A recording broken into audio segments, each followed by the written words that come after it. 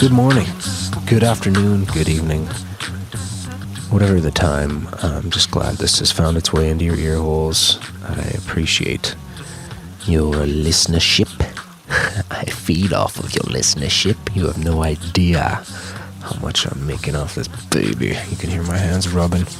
Oh, cash money. It's huge. Conjecturetime.com. Mad cash flow. Anyway, this week's episode is with Mallon Khan. I had never met Mallon before. I knew him from Twitter the last couple of years. I've been following him, and seemed to be a lot of overlap in things that we enjoyed and the kind of types of art that we produced, though he works with many more mediums than I do, including graphic design, animation. He makes music. He's a vocalist guitar player for a band called Slave God. He has written a novel called Emplant. In 2012, he released that. So he's an author. He's done soundtrack work for short films and personal just creative projects and for his own animations. And just fascinating dude, like-minded guy, and glad to have him on Conjecture Time. conjecturetime@gmail.com. If you have any recommendations for somebody you think might be a good guest who I could reach with from here where I am with my internet connection. It's not always so hot.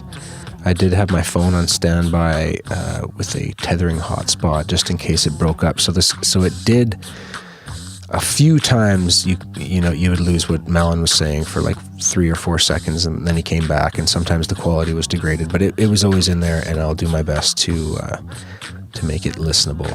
It's quite listenable for the vast majority of the conversation.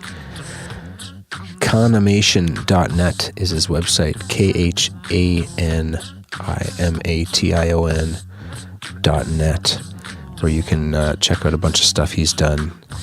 His novel, you can buy it there. Through there, you can check out his music with Slave God. All that good stuff. Ladies and gentlemen, enough introing. Without further delay, you thought I was going to say adieu.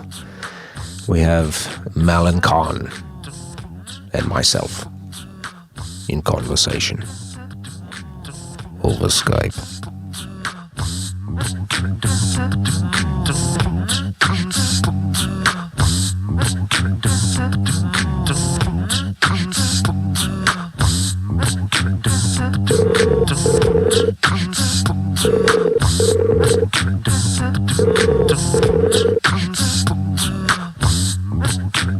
Greetings.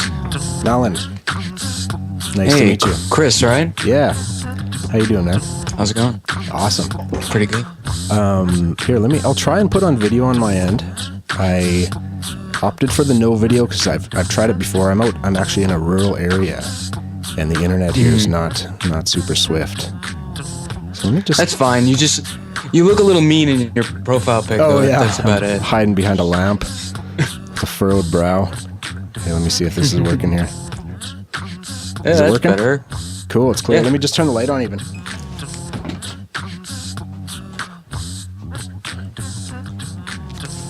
Fill in my wrinkles a bit. There we go. Awesome, man. Thanks a lot for doing this. Oh, wow. Hey, no, thanks for asking me on. I'm honored. So nobody's seeing this right now, so this is kind of useless content, but is this your studio room? This looks like an art studio room / podcast room set up? Yeah, this is, I do music and stuff and art and stuff, so like right now I'm working on this animation. I don't know if you could see this. Yeah. Like a Batman, Superman sort of stupid animation. Very cool. But, so, and then I got my music stuff and... some guitars here and there, but I actually also have a music rehearsal spot, and I'm working with my bandmate right now. We're starting a sort of business on the side, like a more expansive studio, but yeah. Cool. I saw your Tone Shifter studio. Is that your studio? Tone Shift Audio, yeah, that's my company name, and then I work out of a studio. I don't own the studio, but I've got a good working relationship with them here. I'm at the studio right now, and... Yeah, I use this space for recording, editing, mixing, and mastering Nice. Yeah, man. So that and I listened to a couple episodes of your podcast too. The last awesome. two, the most recent. So you just started it, or have you been doing it for a I while? think I started it back maybe in October, and my intent was to get 2 episodes out a month, every other week or so, and it's been a little bit more lag time or downtime than that, but it's just a matter of fitting it into my workflow and having a backlog of guests. So I've just kind of, I've had a few, and then I have a big space, and so you were one of the people that came to mind. I don't know how it's funny. This in my head, you're like this person in an alternate reality that like is me in another space or something. I came across you. I don't know how I found you on Twitter. Maybe 2 or 3 years ago, I found you and followed you, or you followed me. It might have been like on a Duncan Trussell forum, or maybe he was replying to something, and then I saw you in there, and I thought, oh, this guy looks interesting. artist, musician. And it's funny. I've just kind of followed you ever since, or seen your stuff on Twitter. So this is cool. The first time I'm meeting you. Yeah, that's and we could talk about this on the podcast, I guess. Are we recording by the way? I'm recording. Yeah, now? I keep it pretty loose. Okay, all right. We can decide where it starts. That's fine. That story is like exactly how I met like so many people online. Jesus, I could think of, and then, most of the people I follow and who follow me back are Duncan Trussell fans and stuff. So I met a lot of people, and it's, like-minded people, and they just, there's so many artists / musicians / whatever, podcasters, all these creative types with kind of same worldview and different strengths and skill sets, and it's an odd mix too. Like lately, I've been talking a lot with Matt Farley. I don't know if you know that is the guy that's written like 20,000 songs or something. Exactly, and I met him through Bone Zone, listening to Bone Zone, okay. And then I just randomly watched one of his movies online, and contacted him and told him I liked it, and he's like, oh, thanks, and then you develop this sort of weird online relationship. Even Duncan Trussell, like that's how I got to know Duncan Trussell. Is I saw him on like episode 40 something of Rogan's podcast, and then befriended him on Facebook, and he was more accessible then. He had Lavender Hour podcast, and just kind of having this virtual relationship. You don't really know what the boundaries of it are, because in a lot of ways, like you said, we may find common ground on a lot of areas where people in my own life I don't I don't see eye to eye with on so many things. So like it's kind of indicative of this new era where you have these venues where you can meet and we all share the same interests, and we're kind of it's more likelihood of you rolling the die and meeting people that you connect with, as opposed to the randomness of the regular world.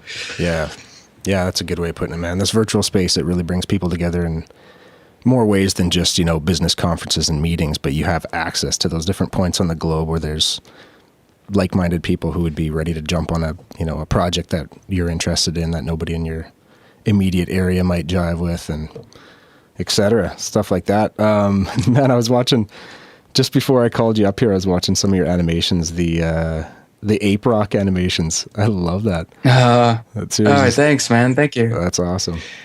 Banana yeah, Collector. Thank you. That's actually I started those animations in 2012, and I dropped off of it for a while because they're just very, it takes a long time to animate stuff, and I wanted to keep it going, but writing stories and coming up with everything is just hard to keep up. So I decided to like give it another go, and this time change things around a little bit. So even that Banana Collector one is kind of a little bit of a rehash of like an older version of the cartoon. But thanks for watching it, man. It's awesome. I'm glad like it's getting, it's a thing. Another thing about this is you can find people who like appreciate it, because my family, if I show that to them, they're like, what? I don't get it. Yeah. I think you probably understand on like some level, like more, close to what I intend to communicate, just by what's not said, Yeah, exactly. Already assumed. Yeah, no, the timing in there and the look on the characters' faces and the voices and everything. It was just, and that's one of the things that I connected with, when I found you originally on Twitter, I thought, this guy's kind of like a different universe me, because I have a group of friends that just created all kinds of weird media art stupid shit just to get ourselves off. And some of our friends would get it, and most people would think it's whatever, weird or stupid. But we just went full force with it, and we were making websites for all that stuff. And yeah, it's cool. Yeah, I was listening to you had one at part of an episode where it was all like voicemail from viewers, but obviously it was like, was that all you doing the voice? Yeah, that was me. Yeah, I was. That was fun, man. It was like 1 in the really morning, funny. and I was just going and going and going, and there was just so much editing after too to cut crap that didn't work and affect them. And I thought about it after. I was like, I could have split that over like 3 episodes. There's like 6 minutes of this, but I appreciate that. I like the idea of having like skits and stuff in podcasts where people like, put some production work. Like I just did that recently. My stupid podcast has always been just kind of like a private diary where, I don't even like promote it because it's just, it's self-indulgent. But with the most recent episode, I tried to do kind of a welcome to Night Vale sort of like, I don't know, put a little more production into it, make it like an audio play sort of experiment. Who knows what this stuff is like. The fact of the matter is we're living in an age now where you can do this kind of stuff. So why not? I mean, 20 years ago, 30 years ago, I wouldn't have had all this stuff to make that, Logic Pro with sound effects and all these things. So might as well just do it. And this is the Conjecture you speak of. That's your podcast, yes, right? Yes. And the most recent episode, was that Jerry and the Locust? Yeah. It was a little abstract, little Kafka-esque sort of story. Man, yeah, I listened to a couple of years too. I think I listened to 3 episodes. That was the first one I listened to. And wow, yeah, same thing on my end. Just appreciating all the work that goes into that. And you have a great voice, by the way, for thank you. Like an audiobook or just for storytelling, and good timing and the effects and everything. It was really well done. Thanks, man. I actually want to try to get into that now because I accidentally fell into voice acting. I was working for this. I was a window designer basically in Manhattan, and I was making good money, but I fucking hated it. And I just decided to quit. I was listening to like Rogan's podcast and stuff, and I just decided to just quit and looked for something. And I fell into this situation with this therapist. She wanted to make this great course for children, and she needed like a creative director who's just going to do everything. And so like we hooked up, and I just ended up doing the voice for like the narrator. And then next thing you know, I'm doing 3 other characters, and it's a dozen characters. And it was over the course of 2 years. So I really got put through like this ringer of every day I'd wake up, she'd send me over a script that she wrote the night before, and I have to be 3 characters in the script and do it and send it over in a few hours. So just going through that boot camp of it for 2 years just kind of warmed my voice up. And at one point in 2013, I'd written this book, and I decided I want to try to do an audiobook version of it. An idea which I eventually just abandoned because I just didn't feel like it was a good representation. But in learning how to do it and recording the audiobook, I ended up like, it was grueling, man. It was so hard. It ended up being a 5-hour file at the end, but to record it was a month. I did it in the summer. I recorded it in my closet. I didn't have access to a studio. So I was just sweating and just, you can't just tell a story. You have to be like, act it out a little bit, put a little oomph into it. So yeah, again, I put my voice through this sort of test of, and then coming out the other side, I guess I developed a little nice crispness, a smoothness. You find your range. Yeah, and you obviously care about it, and you really care about the outcome. You want it to be the best representation of what you can do in the end. You're not just trying to get the job done, but as a creative, yeah, I totally understand that. At the end of the journey, though, you're like all those sweaty nights in that fucking closet and going back and listening to the book over and over and editing. It's like I killed that. And I don't know about you, but I'm like I'm a progressive sort of artist, so I hate everything I've done and I'm before, and just whatever I'm working on now is like good, and everything else is like leading up to this moment. Right. It's perpetual. So like I end up learning from my mistakes, and then but I kind of adopted this sort of. One of the reasons for a while I was using the moniker, before I started using a real name, I was using this moniker Savage because I wanted to do everything sort of just kind of learn on the fly and be open about it, and in the process I made lots of public mistakes and stuff. Like, for instance, I wrote a novel and I decided to self-publish it, and the first dozen readers got like this copy that was filled with all these grammatic errors and just badly done, and eventually re-edited it. But it was kind of a great learning experience, and sort of getting used to putting myself out there in a way. Like one thing about therapy, I just realized this the other day, and it struck me. Like, one thing about therapy is, you pay this person to be in this private spot to tell your private emotions, and with the hopes that you're going to somehow get over it.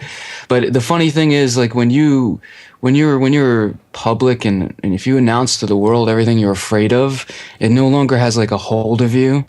And you show your worst side to people, the unedited sort of things, and then the people who end up sticking around at the end, those are the people you want to be around. Exactly. Those are people who like make you better. It's not the people who are just, look at this asshole. They're not contributing anything good to your life. They're just fucking ridiculing you. Yeah, that was one of the huge allures of podcasting for me, is just the brutal honesty. It just surprised me to sit down and have, Rogan was my introduction, and these 3-hour conversations with these people you would normally hear 7 or 8 minute interviews, cut up by commercials on late night or something. And to hear them from people as open-minded as the people that you find on DTFH or on Rogan's podcast, and talking about psychedelic revolutions and, just like radical art. And it's amazing. It's beautiful. It's out there. Freedom of speech has been in place, and now there's the wires have connected, the synapses are firing, and and the brain is getting dense. Yeah, it's quite amazing. I mean, and just like going back to meeting you through Duncan's podcast, I met like 2 guys, and we started like an online band called Psychic Tendrils. Nice. I think that's psychictendrils.blogspot.com or something like that, to hear some of the collaborations. But it's just like, oh my God. And what's so amazing is, like, just this morning, and yesterday I listened to your podcast, and just this morning I was listening to a podcast of another person I follow. A week ago, I bought the EP of another person I met through Duncan's thing, and it's just been perpetual. Now that, like, more and more of the media that I'm consuming is coming from these independent sources, and I don't know where it's all leading. But the fact of the matter is, we're all responding to each other's honesty and sort of the lack of pretense, where it's like, hey, you didn't pay to listen to me talk right now. You didn't. And there's no like sort of bright lights and fancy sort of, sort of setting this up. I like the on the fly stuff. It's just, it just feels more honest. It's the whole part and parcel of this whole interactive media concept. It's just like how we're not going to want to look at 2D images anymore. We're going to want 3D interactive virtual images, soon. We're not going to want these sort of like, what you're going to put on your performance for me, like right. I had this experience watching one of my favorite shows, and like Workaholics. You watch that show at all? No, I heard of it. It's very dumb, but I was watching it, and I started just like falling asleep, and I'm realizing the thing that's not keeping me hooked up is because I'm so used to this whole, even as a writer, I'm so used to this whole 3-act sort of setup and payoff, and right. and okay, we need to have a scene for this, we need to have a scene for that, and so it's just perpetually getting through this whole thing, where the most, for lack of a better term, meta material sort of forgoes that. You sort of, okay, we know that already. Look at Deadpool, for example. We know that part. So, and I think it's all about getting to breaking down that fourth wall further and further, to the point where you don't want to watch Big Bang Theory. You want to watch DJ Khaled's Snapchat, because it's like more real. It's a real guy there. He's really fucking smelling those flowers. He's not, and I don't know, it eventually kind of, the lines start to get blurred, even with Rogan's podcast. I was complaining about this recently, and I always feel pathetic for complaining about this, regret it. But like, that sort of, it's become big enough where there's advertising involved, and you're sort of like, it's harder to reach the podcaster and stuff. And it just comes with the territory of being successful, I guess. But you know, and on the one hand, that's sad for the community, or that, you know, that wants this small thing that they can put their hands around. But good for the individual. I mean, look at Duncan's a great example. Even Dustin Martian, I was listening to Obsessed on Feral Audio, and he's on the most recent podcast, and he's talking about like just being a kid in Wisconsin. And I watched this happen too, because I was on Duncan's forum, and when Dustin was helping, not the forum, the Lavender Hour message comment section before the forum, just sort of seeing Dustin sort of help them with the podcast, and you know, it's quietly watching him create Feral Audio, and then seeing that blow up, and then seeing all these podcasts blow up and now develop their own sort of subscription services, and watching it sort of evolve. And you see, okay, this is new media. This is some sort of new paradigm that's being built, and who knows how it's really going to work. And people have experimented with, oh, I'm going to charge for $1 per podcast. That didn't work. Oh, you know, get Patreon, or you're going to support me, or you're going to have a subscription service, or we're going to partner with this, you know, bigger network. And who knows what the final outcome of this all is. But it's so exciting to be part of like the experiment of it, and like a new, you know, there's changes happening that really just take the power away from all these old paradigm, you know, blue chip dogs that have been around for way too long, you know, just you know, monopolizing on entertainment. That's what I love, is that it's just happening because people want it. They're giving it away. We're creating content right now because we want to have this connection, and we know that other people will be interested. The scale doesn't really matter to us. When it gets to a big enough scale, then people can choose if they want to monetize it off it or not. But yeah, that's the beauty, and just art, just people just doing it because they have to do it. They're not looking for an angle, or, you know, there's no hidden motivation or purpose driving them. Exactly. One thing you mentioned about it, I want to ask you about just the economics of art, and how they did, you know, a lot of people tried that $1 per episode thing, and it doesn't seem to work too good. I remember hearing like a year, maybe it could have been 2 years ago now, that where I was first introduced to Bitcoin, or heard about Bitcoin.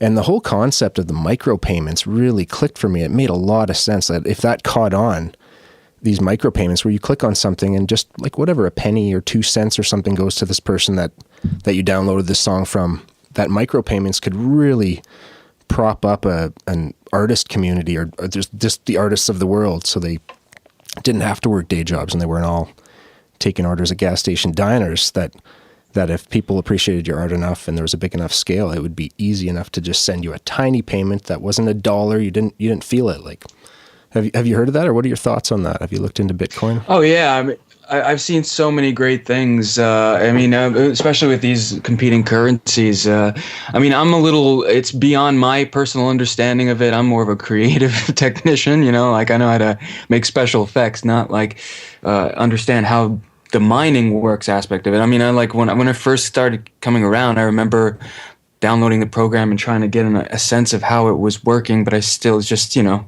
right over my head. Yeah. But like, I'm excited by the idea of it. I'm just, you know, it's, for me, I get down to the core of it, of what is the motivation behind doing all these things. And like with art in particular, I think the most wonderful thing about it is how it you know, it's like it's a non-language, or sometimes language-based, but usually non-verbal level of communication between humans, a symbolic sort of communication. And I think, you know, you can make a piece of art or music or something that affects people far beyond any sort of like policy or something like that. You know, it's you know, it's to say that David Bowie affects people to a greater degree than, you know, Bernie Sanders does, you know, bad comparison. But point being that I think, you know, art is a big enough part of our culture that it's not going to go away. And when you think about it, with America, for example,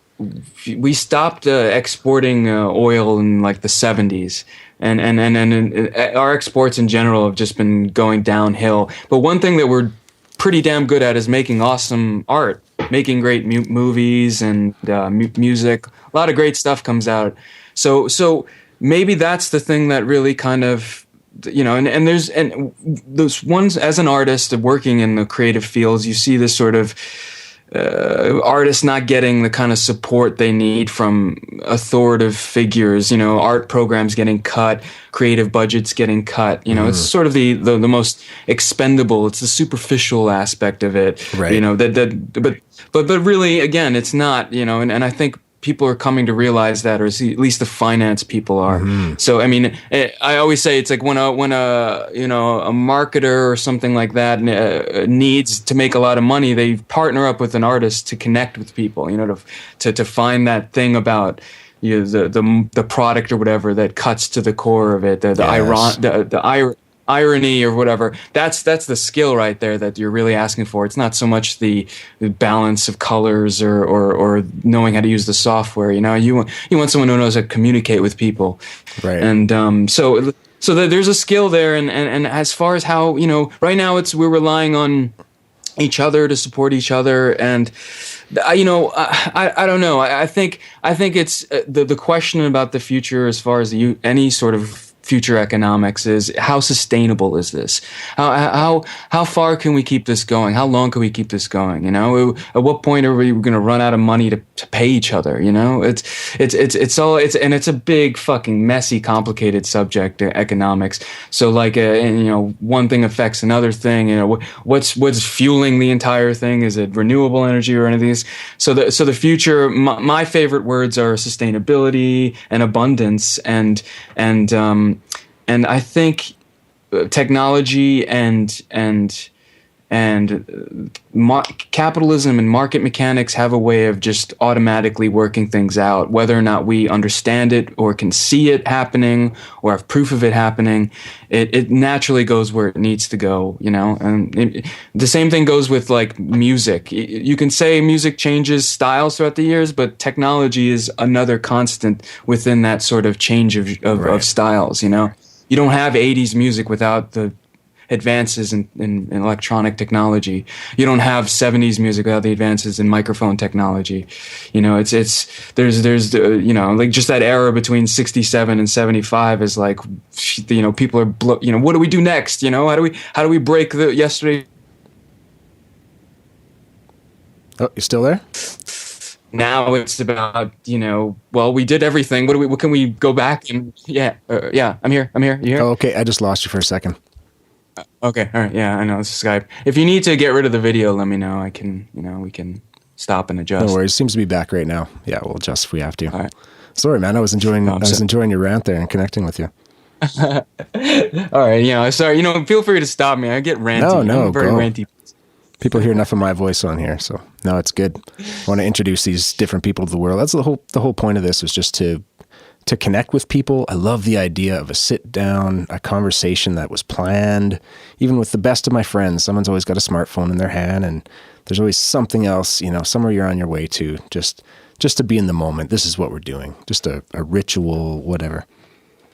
Well, I want to ask you, what are your thoughts? Oh, sorry, you're freezing up on me. Here, I'm going to try and kill the video here for now. Okay, I just turned off my video. Are you there? Yeah, I'm here. Okay, I can hear you, but your video's frozen. Do you want to try and cancel your video? Yeah. Sure, no problem. Let's see if that'll work better. All right, here we go. I love being in this rural place, but at the same time, the internet is pretty sketchy. Where are you exactly? So I'm in pretty much the middle of Canada in Saskatchewan, and I'm on an acreage right now. This is where this recording studio is. It's out on an acreage about 20 minutes away from my house in a different small town. So it's near, I don't know if you've heard of Saskatoon in Canada. Nope. No, Saskatoon, Saskatchewan. So you've heard of Alberta, Calgary. Winnipeg. You've heard of Winnipeg, Manitoba? Yes, we're kind of in between Winnipeg and Calgary, kind of in the center. Gotcha. Yeah, Saskatoon's the biggest, 250,000 people, the biggest city in Saskatchewan. So I want to know, what do you think about the future? Where do you think this is going to go? Like, are you an artist who hopes to be supported in that sort of same way? Yeah, I have I'm similar in the way that I feel I have like 5 or 6 different streams at any given time, and I have to. The biggest struggle is dividing up the time. So, I really want to put something into this project, but I'm passionate about these songs right now. So it comes down to what I want to put time into, at any given time, what's most inspiring right now. So my biggest challenge is just sitting down and focusing on one thing, because while I'm doing something, even if you're inspired for a couple hours, you can be working on it and something else will creep in. And then there's work you have to do. And I have a wife and 2 kids. But ultimately, I'm a recording engineer, a mix engineer, and I would love to shift a little bit more in the direction of making some income off of things I'm creating creatively. So music I'm writing, I'm not opposed to licensing or doing. I noticed that you did some soundtrack work. I thought that would be awesome. I'm not going to jump into it and start making money off that right away, but I have all the means, and I've done it before for friends and stuff for short films. But so yeah, that's kind of where I'm at. I do make money off doing what I love, music, engineering and stuff, but I would just like to creep into the creative side of it a little bit more. I have my own band and I play some instruments and stuff, but I don't really make money off of playing. Mm. Yeah, that's a pretty common thing here, especially, my friend, my bass player in my band he's got his own sort of recording studio, and like I mentioned at the top of this, he wants to sort of re-envision what it is, because it is quite like competitive in New York, especially. It's so many independent producers and such doing their things. I had another former bandmate, a bass player, who went and took an intensive sort of course in music production, came back. He was working for this really great studio called The Cutting Room, but he just wasn't able to get clients and keep it going, so it wasn't like a stable source of income for him. But if you can make it work, that's freaking great.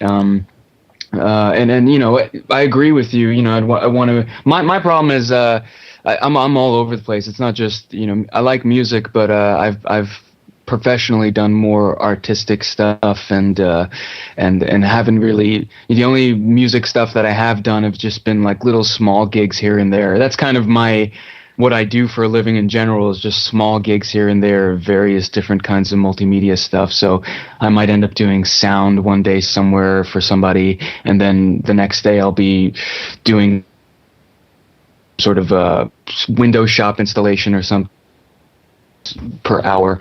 And so it's just kind of odd jobs here and there. But I'd love to be able to just, like you said, like just like you, I have like, I got the Ape Rock going, I got this thing going, I got this avenue going, this story going, I got 3 novels in the works, and they sort of slowly come to fruition over time. But I would love to be able to do it. I'm right now in a point where I don't have work at the moment, but I have enough money where I can just hang out for a second. So I'm just using the time to just get everything off my list. So it's been get these Ape Rocks done, so-and-so scripts to send to so-and-so place. It's just, you try, instead of sitting there and complaining about all these, challenges that are up against me, I just do things and then try things and move on. Yeah. And at least at the end of the day, at least you're creating your own challenges to overcome rather than figuring out problems for a giant company that doesn't give a fuck because they're paying you by the hour. Right. But and luckily for me, I'm surrounded by people like Plaid Klause. I don't know if you follow him on Twitter. He's another person I met. He did some Plaid Klause. No. Okay. Okay, he did some artwork for Duncan Trussell. He might have done the most recent. Let me just look at this really quick. He might have done his most recent tour artwork. Let me just see something. Awesome. Okay, no, he didn't. But he did the last tour. There was a sort of like Duncan Trussell head with geisha arms, and there was a T-shirt that had a pyramid on it with an eye on it. He also did a couple of posters for Duncan. But that's how I met him. He's a New Yorker as well, and I've had him on my podcast, and we've talked a bit. But recently, just recently, he just hit his first stretch goal on his Kickstarter, and they're at $25,000. And I explained this on like episode 50 of my podcast, but just to sum it up, I mean, here's an artist, a cartoonist, a guy struggling like the rest of us and working, at home and just trying to experimenting with different things. He was trying to sell his comic book, a dollar a page, the magic dollar a thing, thing that we all try. But what ended up working up for him was that he and this writer worked together and made this, 6-issue comic book that they released for free, a page a day for 100 days. And at the end of it, they do this Kickstarter, and they had accumulated so many followers and readers and stuff that they were all, myself included, happy to contribute $30 for a hardcover of the actual digital, the thing that we'd seen as a digital comic. Wow. And the result of that is 600 plus backers, $25,000, and for Klause, the ability to continue being an artist and work on his next project, which is another path. And it's out there, folks. And what he's taught me is you make something really great, really amazing, and you get it out there in front of people who are going to appreciate it, and the rest works itself out, and you just keep going at it and you never stop. And Klause is a great example. If you follow him at Plaid Klause. Okay, Plaid, is that how you spell plaid? Yeah, like the pattern plaid, because one of his mentors, I believe, was a guy, the Plaid Avenger, or it was the character made for a teacher of his, I believe, which was anyway. And is Klause with a C or a K? K.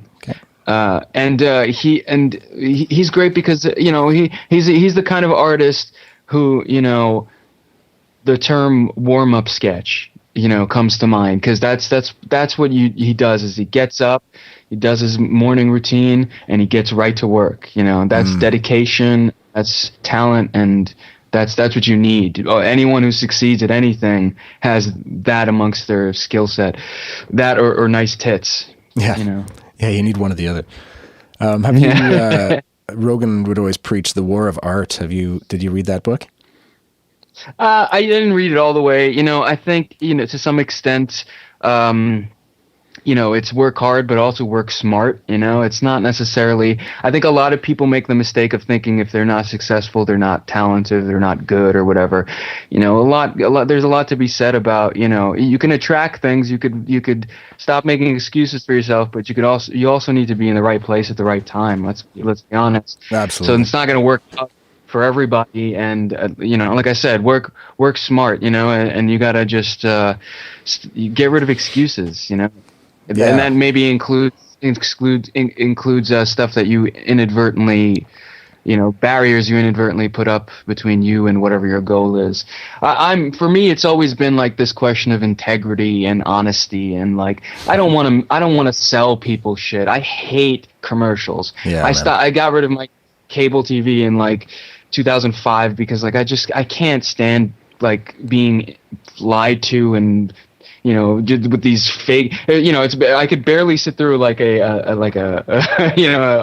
performance of a program, let alone some sort of fake commercial which the whole pretense is buy this thing. I laugh and look around the room when I see a commercial at somebody else's house sometimes, and people what do you haven't seen this commercial before?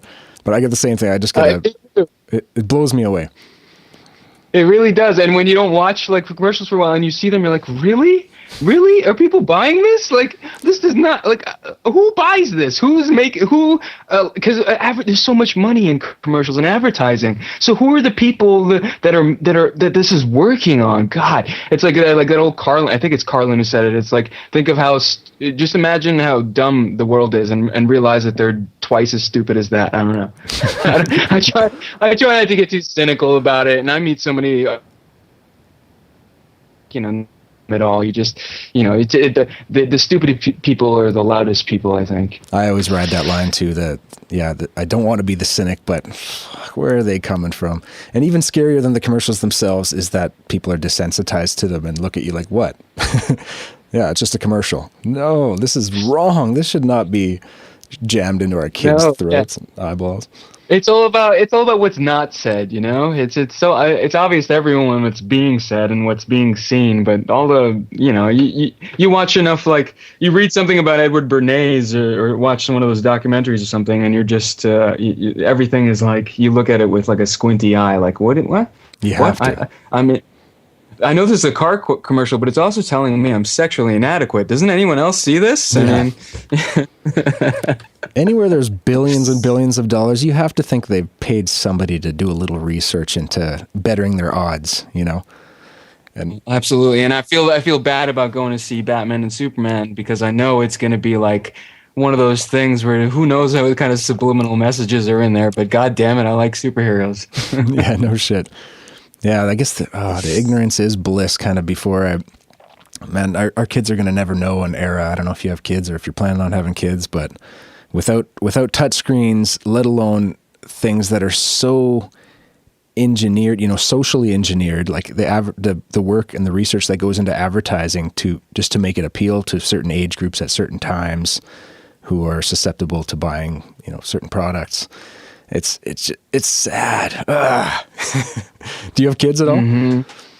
I don't. We're about that age. My wife's sisters both had, or her older sister just had her second kid, and they're right downstairs. So we kind of get a good taste of being the uncle and aunt right now. But for both of us, we're both creative types, and we're just kind of we're where we want to be really like there for our kids and in a way that like I want to create some sort of like more secure foundation before then. So we're holding off for as long as we can, but it's getting about that time. We're both feeling the baby sort of desires. We can only coddle our kitten for so long. Yeah. Yeah, before you get toxoplasma. They might have already happened. I've been feeling really aggressive lately. I was one of your podcasts I was listening to the other day. I think I was driving home from the studio, just driving on a back road, and it made me smile. And you were talking about your wife at one part, and you could just tell you guys have a solid connection. You're both artists. You get each other. You're best friends, and it made me smile, made me feel good because I feel like I have the same kind of connection. My wife's a piano and a voice teacher, and she's a musician herself, and similar to me in many ways, but different in many ways, but same kind of thing. We have that really strong connection, but you don't want to talk about it all the time, or you don't, put it out there in front of your friends. You don't want to sound braggy, like, oh, I'm so in love. Or, absolutely. Even after and then all you these must years. Understand. Yeah. You must understand, like, because like I want to shout it out to the world, like, guys, I wake up. Oh, sorry, shout it out again. You just got cut off there. I want to hear that again.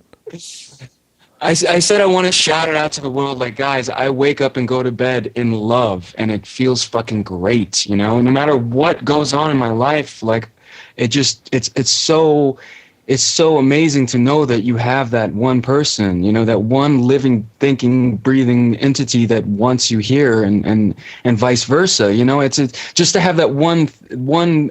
It makes everything so much better.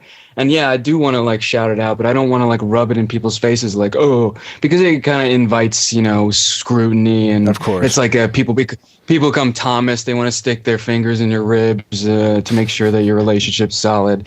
But, I'm not surprised at all because most of the people, again, that I've connected through the forum and online of just that same story. Like so many people have these great relationships with their wives, and it just gives me more like, feels for every sort of loudmouth who's cynical about relationships, there's these quiet people who are just like living in the good life.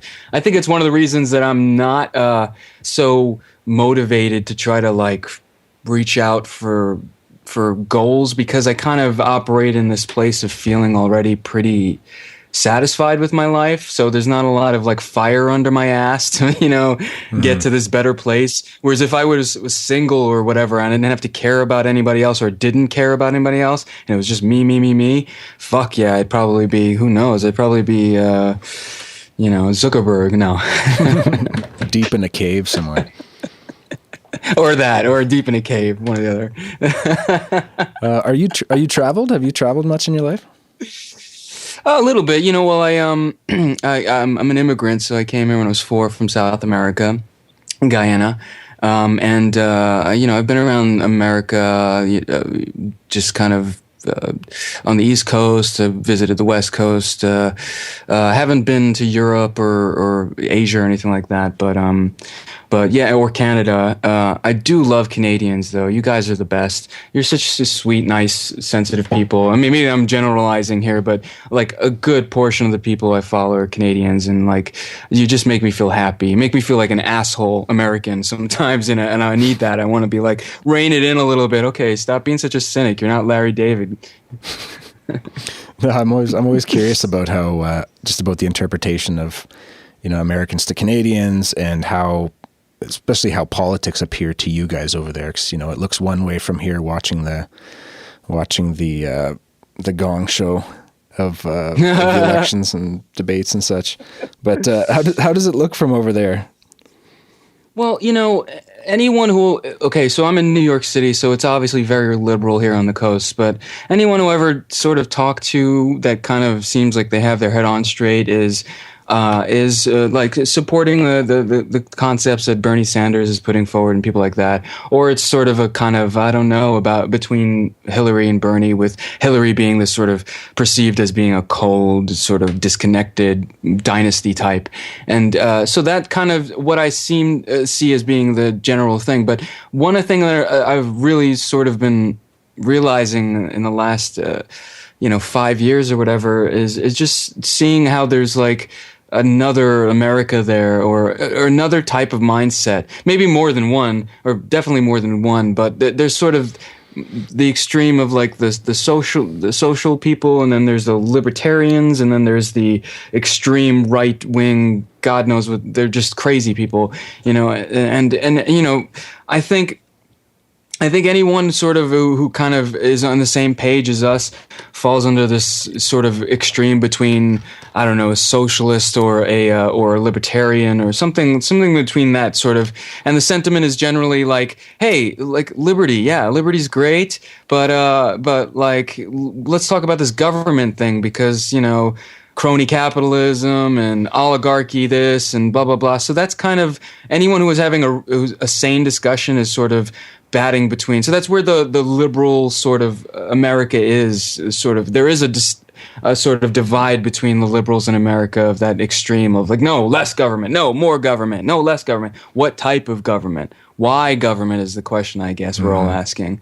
And what government? So I don't know. And, you know, on one hand, America was one of those things that sort of ushered in that industrialism, capitalism that we sort of got famous for, but now it's time to like readjust and determine what the future version looks like, and we're making choices like we were making extreme choices like a guy who's a democratic socialist like Bernie, and this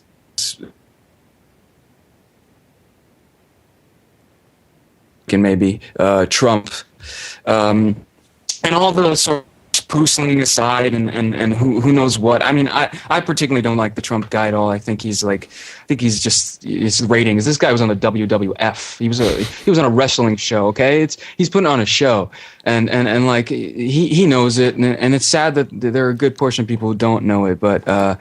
I don't know. I don't know where this is going, but me, I don't consider myself a liberal. I'm a radical. I'm 10 years ahead right now. I'm thinking 10 years ahead. Like I started writing Emplant at like 2005, and I thought, oh, this is science fiction. This is going to happen in like 50 years. Like I was imagining this taking place in 50 years. And then by the time I published it in 2012, it was like about to, you know, now it's like all coming true, and I'm like, Jesus Christ, this is, who knows what it'll be another dimension in 10 years from now.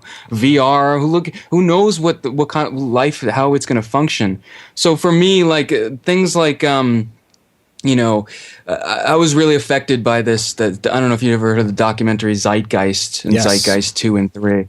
And I was really affected by those documentaries, partially because of the subject matter they're talking about and the sort of non-typical alarmist approach where it wasn't just, okay, things shit's fucked up, but here's a different direction.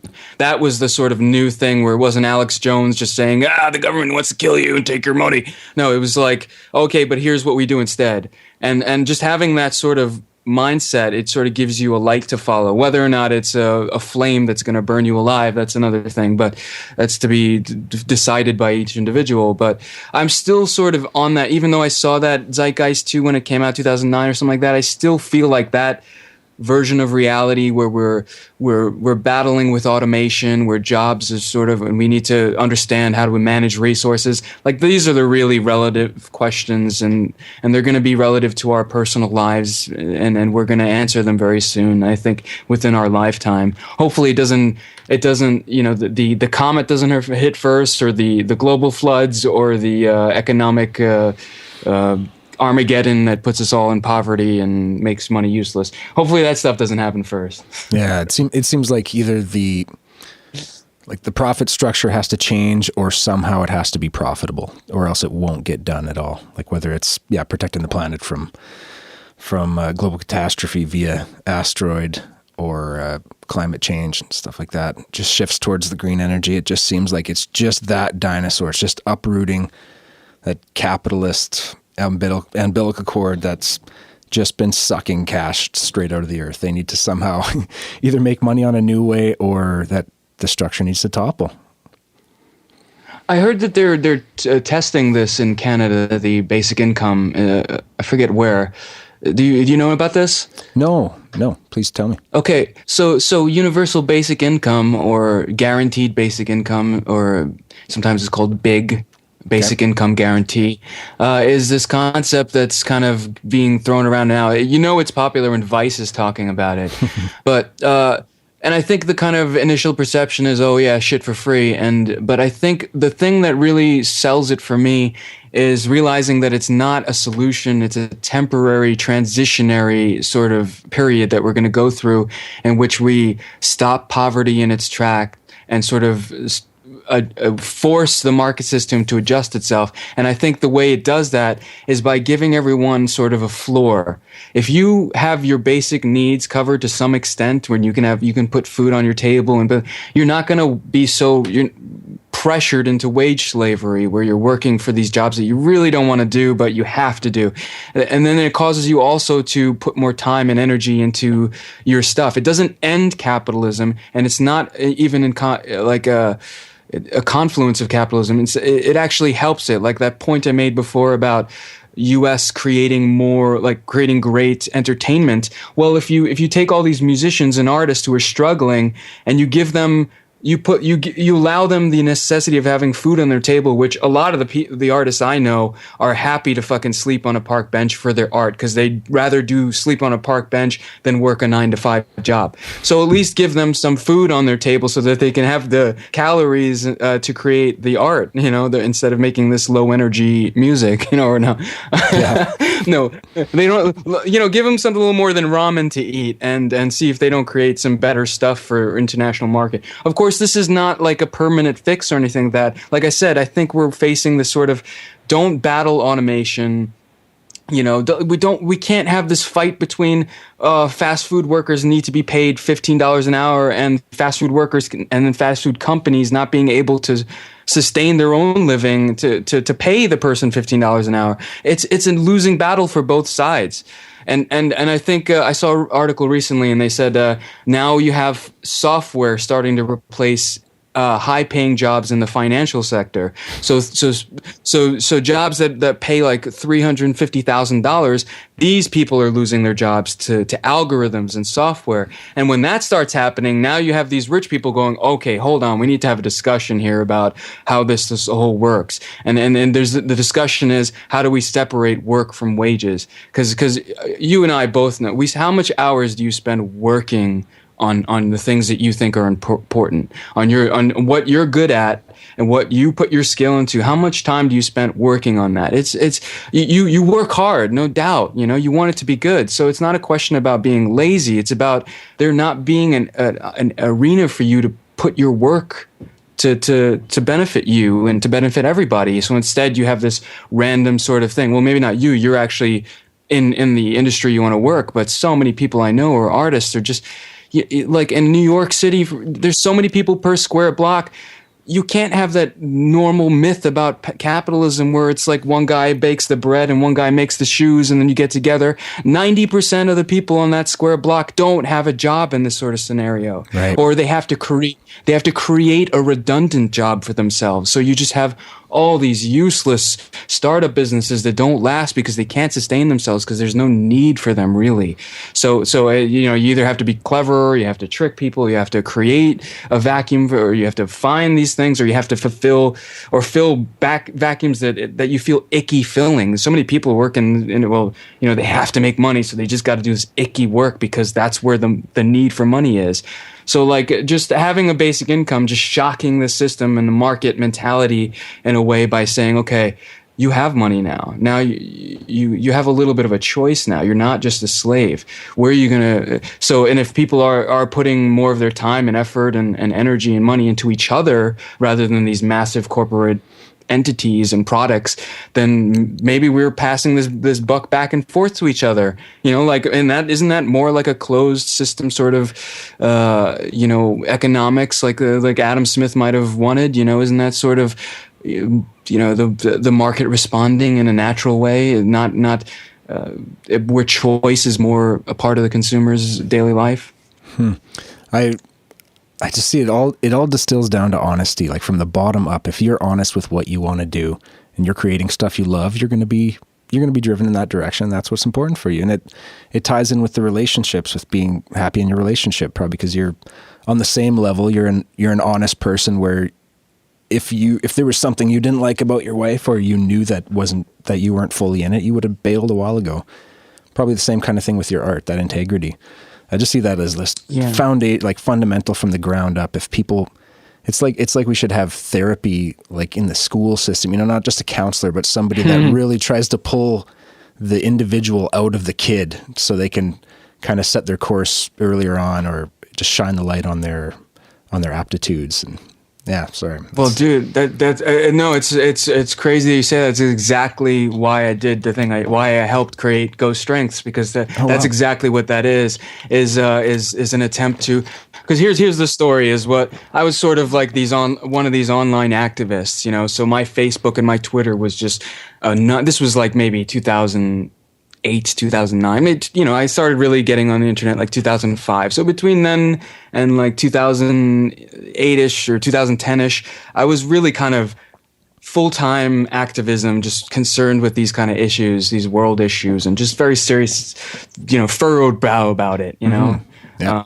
And then I was at an Occupy Wall Street sort of rally, you know, having it happen here right in New York. I just immediately went down there and just, you know, was trying to, you know, get the feel for the whole thing, just firsthand. And, you know, I started realizing that, you know, this kind of, and watching it sort of all kind of fall apart in on itself. And the defining moment for me was, you know, it was the day that a whole bunch of people were arrested on the Brooklyn Bridge. It was a huge sort of thing that happened. Like the cops corralled people onto the bridge knowingly, and then trapped them there, and then carted them away in buses. Yeah, I was following that.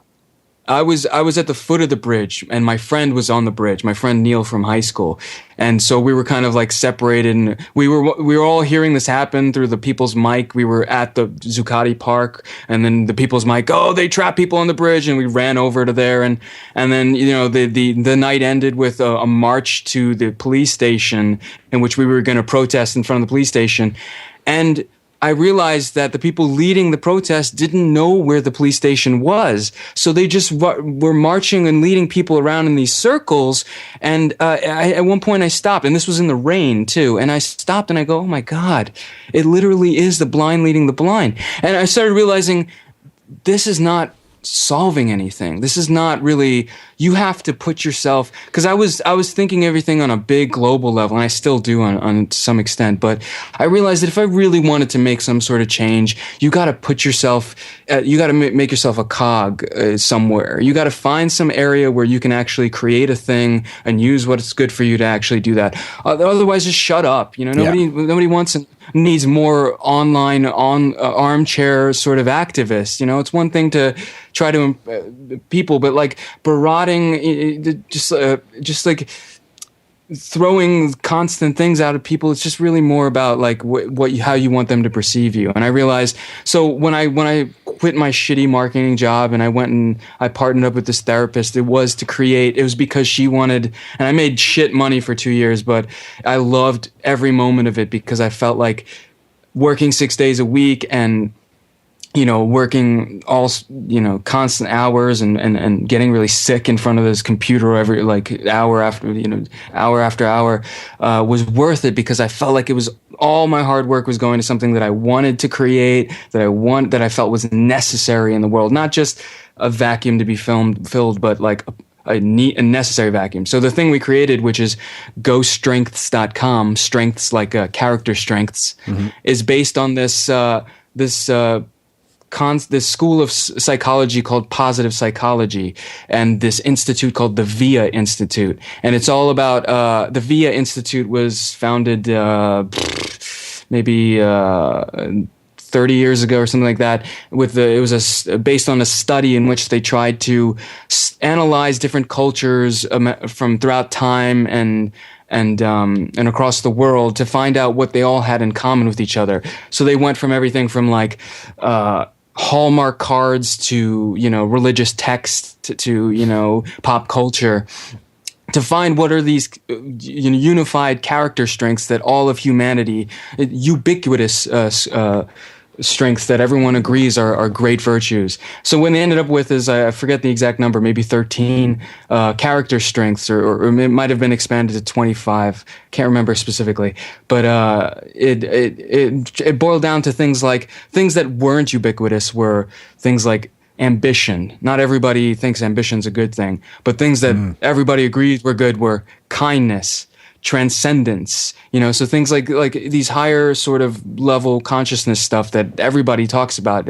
We know it. So unifying under that, I think, and I forget, I'm losing my train of thought, but to create people that not only have these great character strengths that we all agree are great throughout time and space, but also get that child to start learning how to access their own thoughts using things we know to work, things like that have gone from just being theories to being being good ideas to being like psychological studies of inquiry, like mindfulness. Mindfulness started out as being this sort of idea, but now it's actually a legitimate study of psychology. So because it works, you sit there and you watch yourself as an observer, and you're removed. So using all these different things like amygdala hijack and negativity bias, confirmation bias, all these little seemingly complex terms, and teaching them to children in a way that's very simplistic so they have these sort of skills. And that's absolutely, I totally agree. It's something that's so missing from our curriculum. Unfortunately for us, we haven't been able to really get it. We've had it being they've experimented with schools throughout the world and such, but it hasn't been adopted in a significant way. At least not our program. I think other programs are doing a little bit better, but as long as it gets in there, as long as something gets in there, something to teach children about character strength. It's not just be a good student, remember this information, but it's like think critically. That's what's missing: critical thinking. Mm-hmm. Yeah, man. Absolutely. There's a mouthful there, but a lot of truth. And yeah, I think our schools need a lot of that. They need to be told to reflect and be themselves a little bit more than just fall in line and memorize answers. Do you have a practice, or do you practice mindfulness yourself, or do you have some other go-to? I'm not a big fan of labels, so I don't really I would say I'm an ist or an Ian or isms or anything like that. But I kind of inadvertently blend together a lot of things. But if you look at my life in a sort of third person perspective, I try not to. But if it would, I'd probably fall somewhere between a Buddhist and a Satanist. But really, I take things as they come. I treat things individually, and I try to always step outside of whatever I am to see if whatever I can become and all that stuff. So I don't know. As far as, I do kind of I guess I am mindful, and if it works, it works. I don't know if I can. I don't know that I'd adhere to it as like I'm not good at building belief systems. The immediately when I do, I want to break them in half. So yeah, like that if that's my MO, then yeah. If there's a title for that, I tweeted that not too long ago. Is there like a name for that kind of sort of flexibility? I don't know. Buddhism is the closest thing because it has that sort of added level of being compassionate that I would chalk up to being a choice and a belief on my part. I just want to be compassionate. I want the same thing in return. So it just, and I don't want to be a hypocrite, and I don't want to be around hypocrites. So might as well just try my best to be a good person. But I also know that deep in my heart of hearts, in a lot of areas, that I'm still very selfish. So hence the Satanist part. And I have to find that balance of not chastising myself too much for not being Gandhi, and at the same time, Exactly. And you wind up, yeah, you know what I mean. You're in the meat body. You're having the experience. You want to taste the steak. You want to have the experience, but at the same time, respect other people's. And yeah, it is a balance. It's not one way or the other.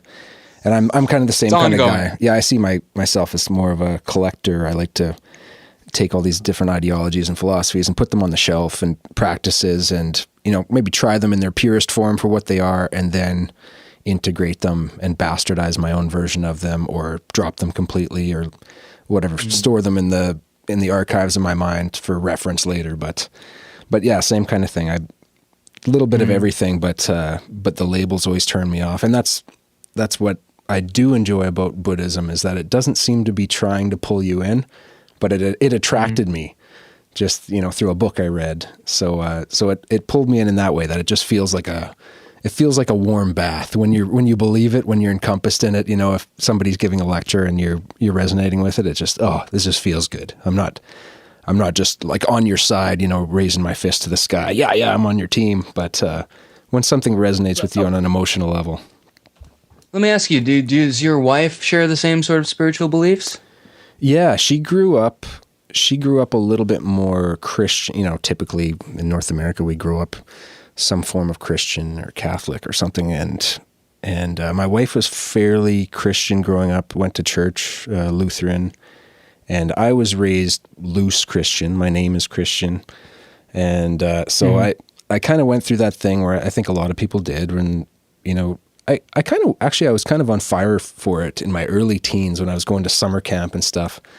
Just the connection, I think, with a lot of the people. And I think a lot of it's the connection, the rituals, the campfire, doing stuff together. But then in my later teens and started to see the world and question things, then you start to hate on religion. Of course, the fundamentalists will turn you off, and then you lump them all in with the most extreme. And I've now kind of come back to it to appreciate, some of the teachings and the parables and stuff in it. And don't call myself a Christian by any means, but I can appreciate the just some of the philosophies there.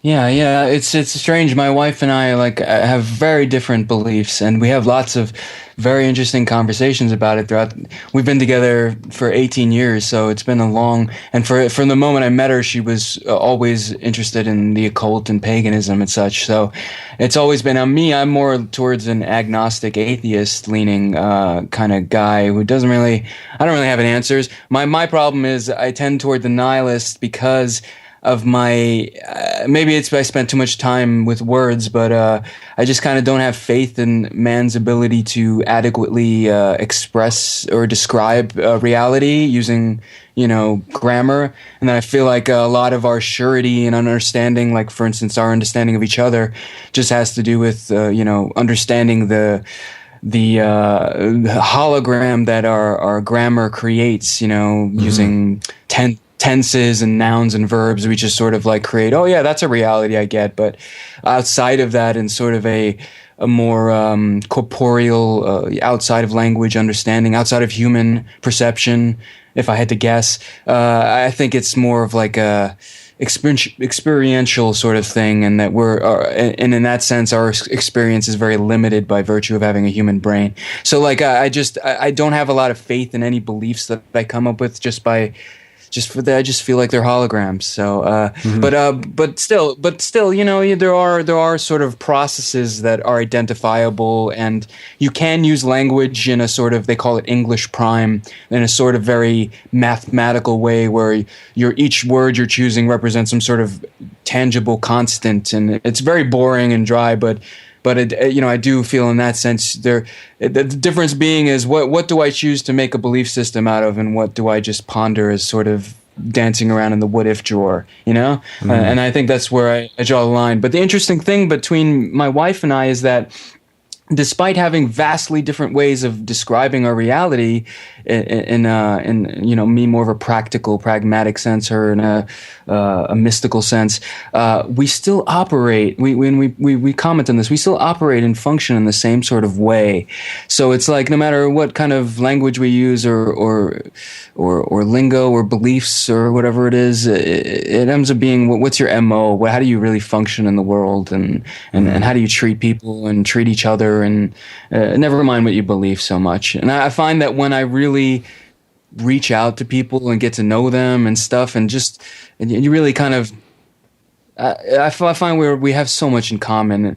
Maybe we do have more in common with Trump than we realize in that sense. Maybe he's just a couple of notches more towards the Satanist. That all we need is a couple of good paydays to help us to swallow that pill.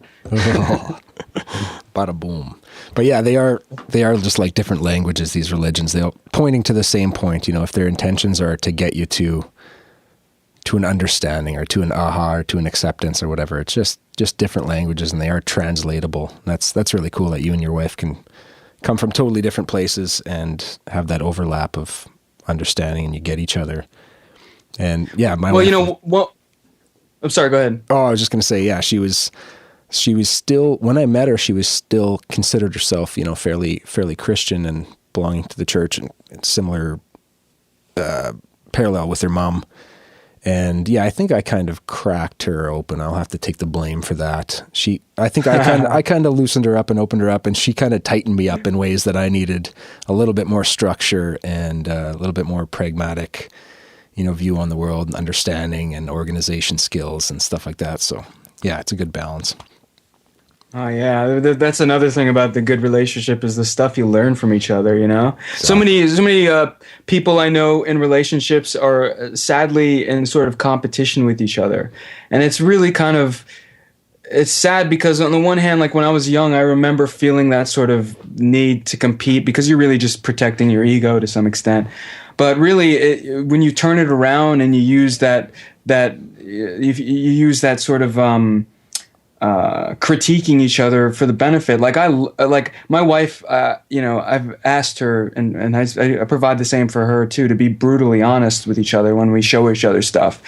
So, and that is just, we help each other get better at what we do. So, and it's not just for the things we make, but the kind of stuff we function in. And I don't know if this is the case with you, but do you ever find yourself like foregoing sort of superficial stuff? Like, I don't get into arguments about like taste things, we don't like argue about colors or music. Like my wife likes goth music, which I hate, but I never chastise her or tell her to turn it off, because it's just not important. So I think a lot of the kind of that stuff falls to the wayside, and there's just less to argue about, because you just that's not important. It's not important what she believes, what I believe. It's how we treat each other. Exactly. Yeah, I think the older you get, the less. Like, same kind of thing, like you said, when you really got on the internet, when you started on Twitter and Facebook, and you're kind of an online activist. And I felt the same thing when learning a lot about the world, and you want to, holy shit, have you guys seen this documentary? Have you heard this stat? We've got to do something, waving our arms. And I think it's the same kind of thing in a relationship, where you want to impart all the knowledge that you have. You want to share, you want to, tell them how it is from your point of view, but you can't shove it down their throat. So after a while, you just kind of accept. You just learn that, in my time when she's not around, I'll put this on. When I'm not around, she watches that show, and it's all groovy. Yeah, exactly. The more we get together, exactly, the happier we'll be. Oh God, it's so wonderful too. It's like there's no, there's always a line. Like, she just recently went to go see this movie, The Witch. and you know, I was like, in my mind, I'm like, I don't want to see this movie, but she, you know, it was kind of part of her aesthetic that she really liked, but there was never any sort of typical like, you don't want to see my movie, I go to see your movies. It just didn't happen, you know. It's like all these cliches that exist, they just don't happen, right? And I don't exhibit the same sort of guy cliches either. So I mean, like, I don't know, to some extent, you know, like I was just talking about this movie Anomalisa. Have you seen this? I've not. Do you know what this is? Are you familiar with Charlie Kaufman? No, enlighten me. Okay, so he's a writer first, and then he became a director. He's known for, he wrote the scripts for Being John Malkovich, Eternal Sunshine of the Spotless Mind, Adaptation, and and he directed his first movie a few years ago called Synecdoche. And most recently, he's teamed up with Starburns Industries, Dan Harmon's production company, and they made a stop motion movie based on a audio play that Kaufman had done a few years earlier. And I'm a huge Charlie Kaufman fan. I love his writing, his sort of abstract writing. I love those movies, and I love Starburns. I'm a fan of Dan Harmon as well. And so but the thing is, I haven't seen the movie yet because I'm so terrified that it's going to just bring me down and be this like cynical nihilist thing. Because it's somewhat about monogamy, I heard, and it's somewhat about relationships and love and lost love, I think, is the ultimate point. So like, I'm just afraid of that right now. And I can't, it hits too close to home. I made a joke about it that like I could barely make it through the opening to Up, the movie. I don't know if you had that same visceral reaction. Did you see Up? No, I did not.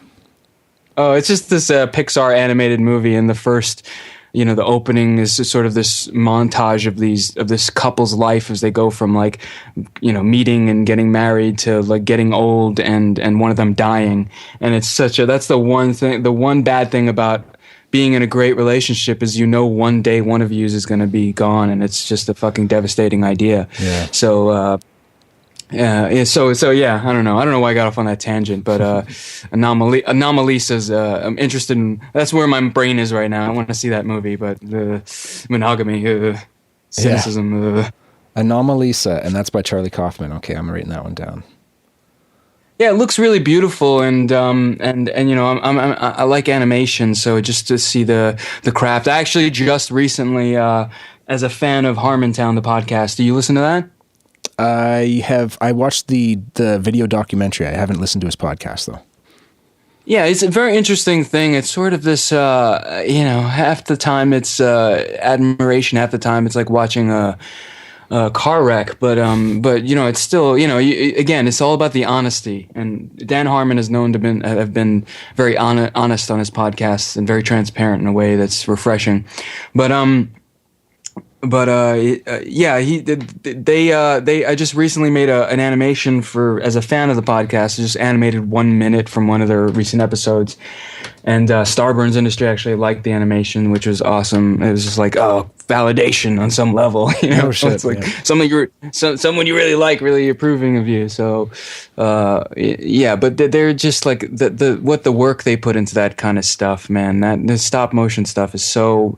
Not only is it rarer and rarer these days, I'm like one of those people who does fake, not real. It looks like it could be stop motion, but it's all done in computers. So knowing that there is someone who hand stitched all those the clothing that these dolls are wearing and stuff, it just, you know, it's all inspiring, the work they do. It's kind of sad on one hand because to know that's kind of a dying art form and getting more and more expensive, but on the other hand, you know, it's great for a guy like me that I can make an animation that's somewhere near approachable of looking as realistic, but you know, but the fraction of the time and work. And would I watched your video for, sorry, what is this? It was a preview, I guess, for Lucky Victor, and that, I guess it's kind of stop motion stuff, but no, like cutout style. It's like 2D. How would you describe that? That was my animation? That was my first animation. I actually only started animating just when I started being a voice actor. Like I said, like I left my window designer job, and this woman needed someone to learn animation software, and I was good at learning stuff. So I taught myself how to animate and all that stuff. So that was about 2011. I think that Lucky Victor was the first thing, and it was all part of a script that I had been writing. And, I was frustrated with screenplay writing because it's very competitive and hard to get anyone to even look at your script. So I felt like it wasn't going to get produced. So I experimented with trying to make like a motion comic, which was the kind of thing that was happening that isn't so much now. It's another failed attempt at trying to make a new medium. And I just kind of fell into animation. I just found that it was really good for my kind of OCD and being able to produce something on a very low budget scale. That's where Lucky Victor came out. But honestly, it's since expanded into this story that there was a screenplay, and then now there's 80 pages of a novel. And I'm thinking about even doing it as an audio sort of book, like not an audio book, but through the podcast. I know there's another author who was on Rogan who did something similar, Scott Spiegel, I think, or something. Okay. He was an author. His books weren't selling, so he put them out on a podcast as a free audio book, and then he started getting an audience. So again, it's that sort of non-scarcity approach of you just give everyone everything for free, and then if they're gracious enough and they like it, they will give you more than you would ever could have asked for. Mm-hmm. And I've experienced that on a small scale. And like one time I wrote this song called Zombies, put it out for free. Someone liked it, wanted to use it for the music for a video, because you know how licensing music can be really expensive and the headache, and people need free music to put on their videos. So he asked me for the song. He paid me $5 for the song. He could have had it for free. And I've had people do that with albums. I put it out for free. People will give you more than you would have asked for. Mm-hmm. So like, if there's enough people and your stuff is like, I don't know, if it reaches the right ears or the right eyes and the right wallet, maybe you get some sort of kickback for it. But I don't know. I was gonna do it anyway. That's my MO. Is I'm gonna do all this shit anyway. Yeah. Even if I had no podcast listeners, I'd still want to record a podcast. Maybe that's something wrong with my brain or whatever, but I'm a factory creating an abundance of things that nobody's consuming, but whatever, it's a factory, man. And the factory is not going to stop producing things until the factory is dead. Yeah. So I hear you, man. That's the kind of art that attracts me, when you can clearly see that somebody's just doing it because they have to do it. They're just driven to do it, and there's a piece of their personality embedded in there, and their unique angle on the world, their humor. It's in there. Are you like me, where you feel like you feel kind of like it might be some sort of defect or mistake, or do you feel it as like a virtuous sort of thing, like it's a good thing, like you feel compelled, like in the same way you were an activist, like do you feel like I have to make art, I have to do this, like I have to make people laugh, whatever the fuck the thing is, Yeah, definitely. Or is it, or are we just fucking like people with brain damage, I don't know. think it makes a difference. I don't think it's the brain damage thing. I don't usually look at it that angle. I more look at it as kind of an obligation. It's more like a song is in my head and I've never heard it before. I've got it. These are just coming to me, like the antenna philosophy that we're just tuning into things. I totally buy into that, because sometimes I have no idea where it came from, but it's right there, and it's up to me to translate it or let it go. I might tune back into that station, I might not. And yeah, sometimes it can be overwhelming. Like, do you get that? With all these, with your animation, your music, your voiceover work, you must be overwhelmed with creative just input, trying to find somewhere to flow through you. If you want to get really deep in it, and I just said all that shit about not being spiritual and stuff, but fuck yeah, man, I got some sort of internal voice that feels like it's somewhat separate from me, but not really, and it just has plans, and you just fucking follow through the plans, I can't. even there have been times, dude, when I've wanted to quit music because I just felt like it's sucking the money and energy and time away from my life.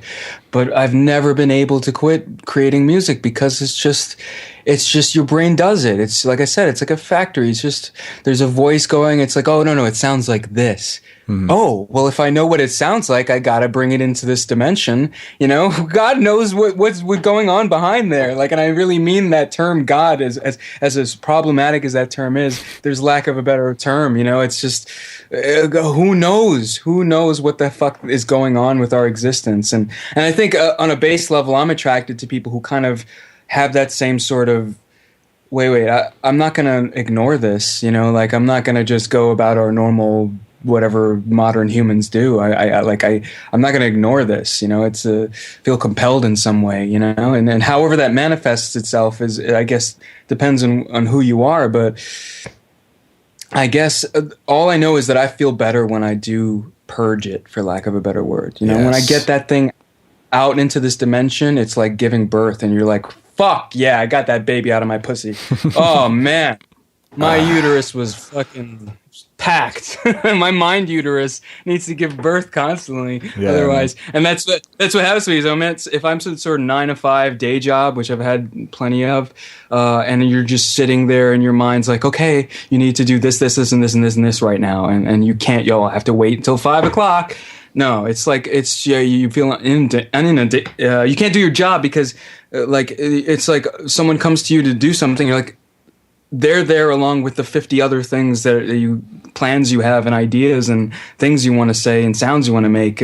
So it's like, how do you even focus on your job? You know, you don't. You gotta do what's you. You gotta do what you're made to do in this world. And maybe that's just and maybe it goes beyond our understanding. Maybe it goes beyond the authority figures in our life's understanding and our parental figures and maybe even to some extent part of our higher reasoning. But, you know, I don't know. The one thing's for certain, the heart aspect of it, that sort of, I don't know, if you live from the heart, I guess, that drives you. And you some way you have to ask yourself, do I want to listen to my head?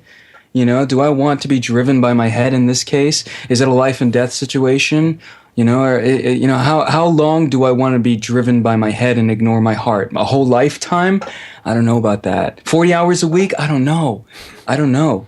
You got to ask yourself, where's the balance there? You know, what can you take, and what is waking up and you putting a gun in your mouth every morning? You know, and if you know, if you my gauge is if you are waking up and you feel that miserable right off the bat, then you got to fucking do what you got to do. If it means going against reason, if it means, you know, being uncomfortable or being unidealistic for a little bit, or whatever you got to do that's within the realm of taking care of business, but also taking care of you. You know, that's the artist dilemma, and maybe that's all that. Maybe that's what part of Art of War that pretty gets summed up. Maybe I felt like I didn't really need to read Art of War because, like, you learn this from being an artist. You know, you just you put yourself out there, and you do it, and you just. If you stop, then you obviously didn't get the message. If you keep going, then you're good. You don't need to read The Art of War. Yeah, The Art of War. Maybe read. Go ahead. Sorry, I was just gonna say I didn't read the book. I got the audiobook, so I did. I'm sorry. Sorry to interrupt you, but I think I mean The War of Art. Is that what we're talking about? Yes, that is actually what I meant too. Two different books. Totally different. Yeah, play on the title, but different books. But yeah, that one, right. I found it really connected with me because I was a guy that was trying to, I knew that the music that came from my heart and the things that came from my heart was the juiciest stuff. That's the stuff I wanted to create. So I would often find myself, like in his words, what's his name? Pinkerton or something, or Pinkman? No, Steve Pinker, Preston, maybe? Preston, right. Yeah. Pressfield? Pressfield, that's it. You got it. Yeah. So he would talk about, you know, the muse, and I would often feel like that. I'm waiting for the muse to come. You're waiting for that magical moment for it to happen, rather than the head side of it that, okay, well, here's, you know, I sit down on my desk at 9 with my pad and paper, and I've got my coffee and whatever, and it doesn't matter if the muse is here or not, you know, write something. So it was good for me just to get that kind of kick in the ass a little bit more more structure, that you don't just have to feel it all the time. If you set the environment for it, it's a lot more likely that the muse is going to show up. And that's kind of what I took from that book. And it was just timely when I found it, because it gave me a real motivation to just put the time in, whether you're, I like to go with my feeling, but at the same time, I need to build some kind of discipline for myself, being a guy that works for myself, by myself. So yeah, I didn't grow up with a lot of structure, so I found that kind of gave me a good kick in the ass as far as structuring myself and how I work. Yeah, absolutely. I mean, it really is something that every artist has to find the balance between, because for me, currently where I'm at is I know there's a line between what I do to make myself money and keep myself going, and what I do as an expressive machine, so like I don't, and every time I found that when the two sort of overlap too much, they sort of throw each other off balance. I start making bad business decisions because I'm trying to function as an honest artist, and then I try to be make better business decisions, and then become a worse artist in my life, in my own eyes, that is. I try to keep a stark definition and a separation between that, so that I can allow myself my indulgence into whatever mediums I want, and say exactly what I want to say with no compromise, and while at the same time still being smart and pursuing things with my businesses and other things.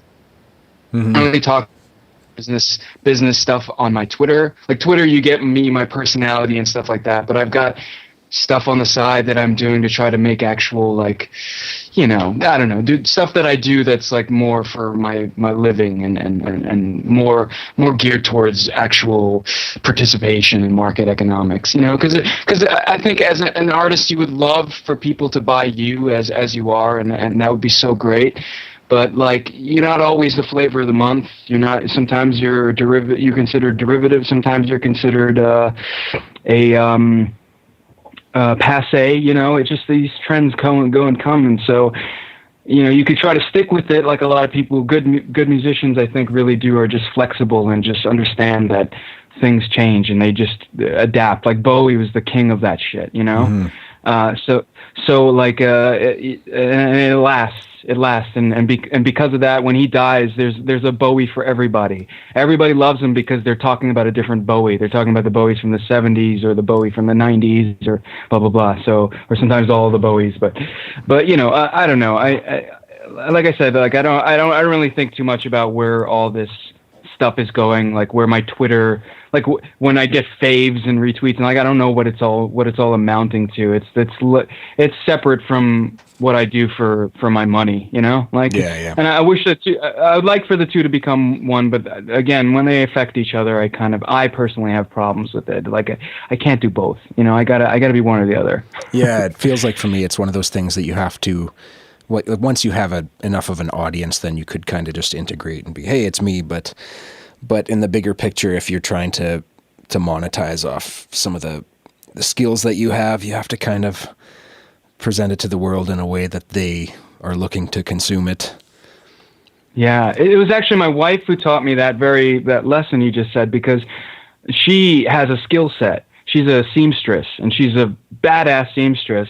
But she would get good amounts of work because what she was offering was a skill. So it wasn't like she's, let's say, the equivalent of using those skills in another way would be to be a fashion designer. Right. So you have your aesthetic, your style, you want to project it out into the world, and you expect people to wear your fashion and your style and to represent you in the world. And that's kind of what you're asking people to do when you're making music. From the musician's point of view, you think you're just you're making choices, 16th note here, going up, choosing major scale over minor scales or whatever. Like you're making these individual musical choices.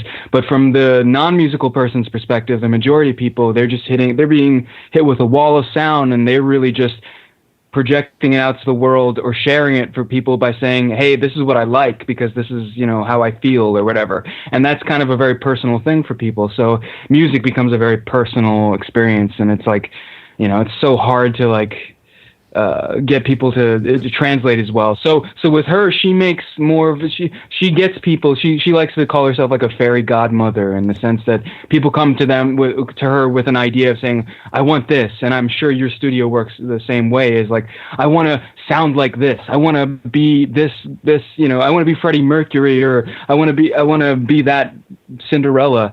And you wave your magic wand. They have no fucking clue how it works. It's tweaking these knobs and shit.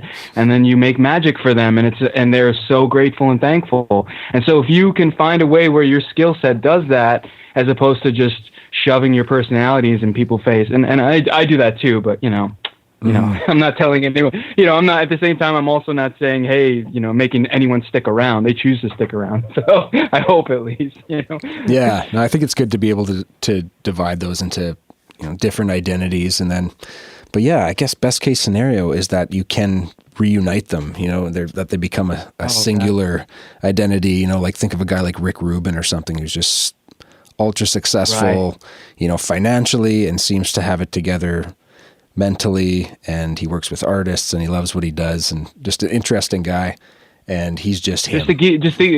Just to geek out a little bit, you're a fan of Rick Rubin? Yeah, I was. Well, he's fresh on my mind because I listened to him on a Tim Ferriss podcast the other day. Oh, really? Have you ever heard Deloused in the Comatorium? Oh yeah, Mars Volta. Yeah. Oh god, dude, that album sounds incredible. Oh, is that him? Rhythm section. Yeah, dude. That's why, because I didn't like any Mars Volta albums after it, because he did that first album, man, and it's just sonically incredible. The drums and the bass are just, and he really focused that band, because they were kind of a jam band. And if you listen to their first demo, the after At the Drive-In, when they sort of became that band, that first demo, you hear the rough versions of those songs, and then when Rubin came in and he fucking did his thing, you hear also they have Flea and Frusciante playing on it, so the bass is like incredible. John Theodore on drums, just holding it down, and just incredible sound. Just because you brought up Rick Rubin, I was just like, that's a guy who just fucking hits that spot for me. He deserves to be as popular as he is. Oh, yeah. Butch Vig too, Yeah, I saw half a Mars Volta set once. They were opening for System of a Down in Edmonton. And I went there for the show, and we got there late, so we missed half of Mars Volta and saw System of a Down. Cool. Yeah, I've never seen Mars Volta live, actually, but I heard they're kind of a little rough around the edges. Is that true? It was pretty. Yeah, when we walked in, it was spastic. Yeah, they were in full effect. And what's the singer's name? Cedric? Is that the singer? Yeah. Yeah, he was vibrating, like he's dancing on his tippy toes, flying around the stage, and it was pretty hard to hear. Like, it was like a hockey arena, so terrible sound in a big concert venue like that, and it was a spectacle to see. But yeah, it wasn't like, oh, it fucking sounded fantastic, and did they ever kill this song? It was just, I got to see a chunk of Mars Volta playing live, and it was a spectacle. Yeah, spastic is a good word. Yeah, like I've seen videos too, and you're just like, huh? I remember seeing one video where, at one point in the song, the guitar doesn't sound right, and then you see Cedric, the singer, go over and step the guitar, hit one of the guitar player's pedals, and the only explanation I had for that was like, oh, this guy must be so fucking high that his he doesn't even like can't keep track of like what pedals he pressed. And I speculate high because the first album's about one of their friends who I think was like injecting rat poison or something, and was just and died tragically or something. So it's oh my god, why are we so in love with these like really crazy, super drugged out people? But I guess they make kind of amazing stuff every once in a while. But yeah, no, I had that same experience seeing like their live sets on videos and going like, huh? He's like all over the place. Huh? I guess it's like the same thing as people back in the day being so infatuated with explorers, wanting to hear, what did you see? These guys are explorers on the fringe of sonics and creativity, and so it's just cool to see them, interact with their personalities. Like, wow, you came up with this. What kind of person are you? Right, exactly. And sometimes it's just, maybe we shouldn't have gone there. Maybe we're just like, there's a lot of that in the 80s where we're like, okay, we went there. We don't need to go back there. a little across the line there.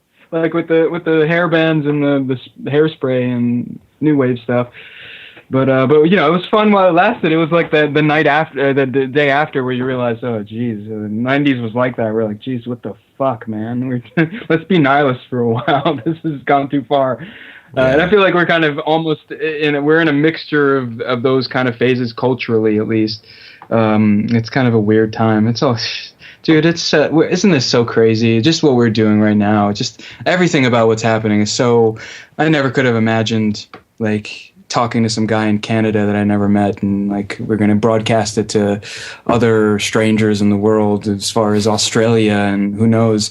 It's just so incredible. Like I can't wait to see what happens. I'm excited. It's wild. Yeah, I get sentimental about that too. Just zooming out, meta, big picture. I live in that space a lot where I'll zoom out and I'm scratching my chin and everything's happening around me and just in awe. You know, trying to stay in awe.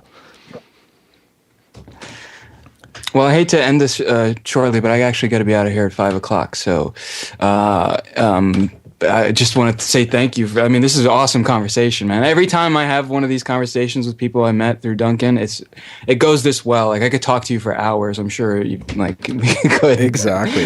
Yeah. Well, thank you so much for doing this, man. And yeah, I didn't really set you up or tell you how long we're going or anything. And I usually leave it pretty free flowing, let it go how it will. But yeah, honestly, a pleasure to meet you, man. I really enjoy your content and appreciate and respect the work you put into things, your attention to detail. Same here, man. And I'm going to check out some of your music too. What's your band's name? Do it. Sparky. I'll send you a download code for the last full length album we put out was in late 2014. And yeah, it's funny because I'm same way as you. Everything I've done in the past is like, could be done better. But that's one album I'm pretty proud of. We put a lot of work into that one. I'm quite proud of. Cool. Man. Wrote and or is played it like guitar. Is it like System of a Down and stuff like that, or what? Like the band's been together for like 16 years at this point, or 15 years. So we definitely started out influenced by then. I think it was just how heavy they were, but they were quirky. They didn't take themselves seriously. Heavy and yeah, just fun, but without the tough guy metal attitude was what we. I love that. Yeah, so I love that. I do the same thing. I call it beta metal, but that's just my. Yeah, we'll definitely chat again. I had so many questions for you about music and all kinds of tech stuff. We'll get into that another time. Before you go, absolutely. Do you have a book that you recommend that everybody should read or would benefit from? Oh Jesus, I don't know. Not one. I mean, I've read so many influential books. It's funny, Duncan Trussell just brought up a short history of nearly everything. Mm-hmm. And that's one of my favorite books. I actually have a review of it on Goodreads because like it really is an awesome book and I cannot recommend it enough. Just to give you a sort of humble understanding of general human knowledge to this point. It sort of puts things into perspective, and he's such a great writer, and it's just a wonderful read.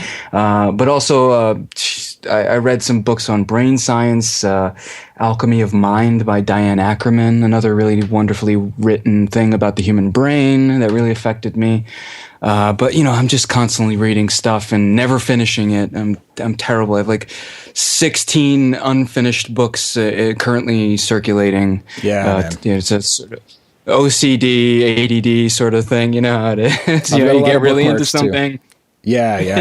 You read half of it, and then you might maybe lose the inspiration that you got why you got into it. But it's good to know that. There's another reason I love the internet is because there's so much bite-sized information. Because what happens to me is I read something in a book and it blows my mind so much that I just get infatuated with that one idea for so long that like I can't sit down and read a whole book of ideas like that.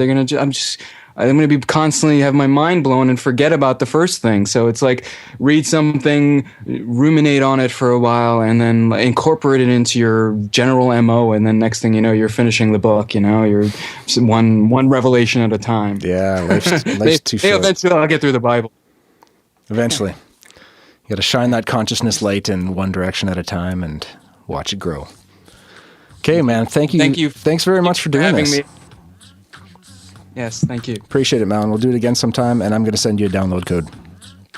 All right, awesome. Cheers. Have a great week. Take care. Boom. And there you have it. Mallon Khan. I believe he's at Mallon _Khan on Twitter. MALLON _KHAN. Check out his website, Khanomation.net.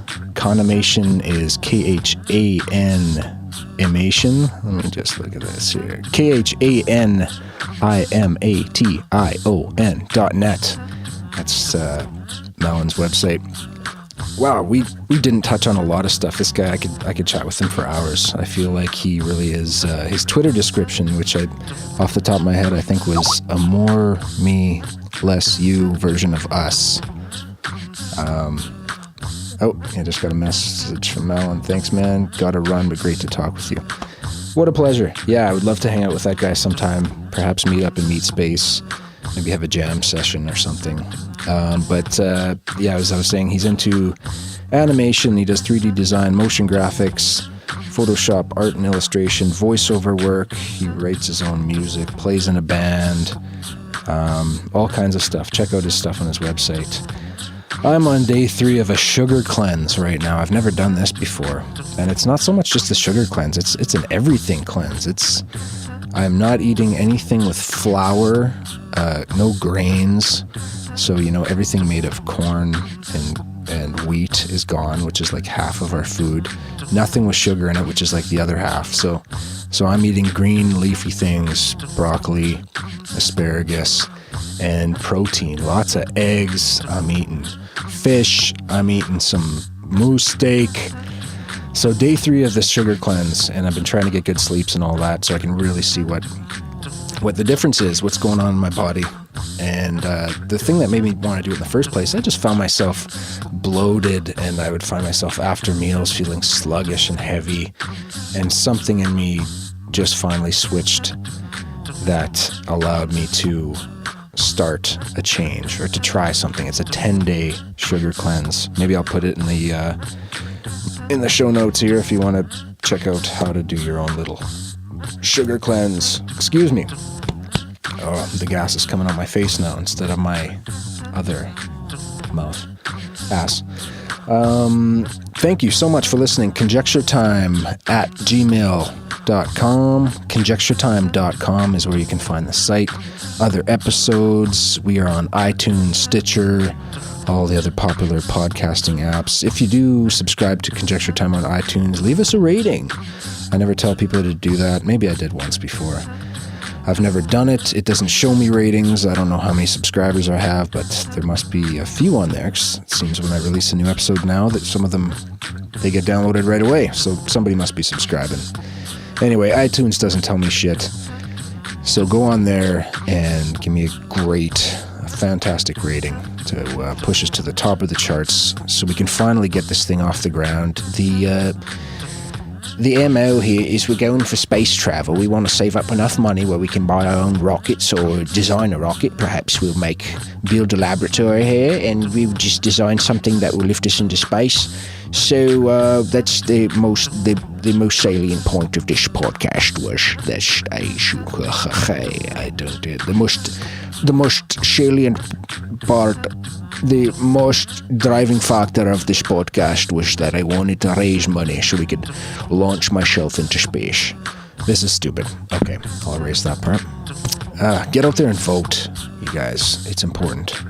Vote. Vote for wellness. Vote for education. Vote for health. I know the economy is kind of the glue that holds everything together, but don't forget that we made the glue. The economy didn't exist before there were human beings. Before the economy, there were people that had to get along with each other, that had to educate our youth, that had to take care of each other when we were mentally down, when we were physically down, when we needed our leg to be mended or our body to be hugged. We are human beings and we deserve compassionate, kind leaders who are forward-thinking, who can think 20, 50, 100 years in the future. Think about what kind of planet we are leaving for our children, our grandchildren, and their spawn after that. Big picture, you guys. It's not just about how good can we make the numbers look today or tomorrow. I love you. Conjecture time. Boom! Well,